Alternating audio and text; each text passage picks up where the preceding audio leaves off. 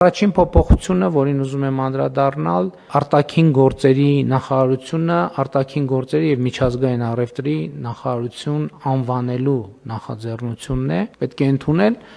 որ ըստ էության երրորդ հանրապետության գոյության ողջ ընթացքում արտաքին գործերի նախարարության գործունեության,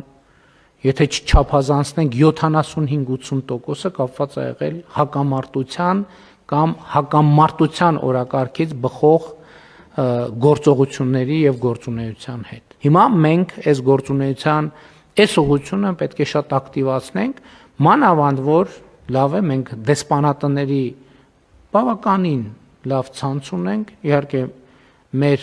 օրակարգերին զուգահեռ այդ ցանցերը մենք զարգացնում ենք եւ կզարգացնենք, բայց տնտեսական գործունեությունը, միջազգային տնտեսական կապերը պետք է լինեն մեր դեսպանատների եւ ընդհանրապես մեր դիվանագիտական ծառայության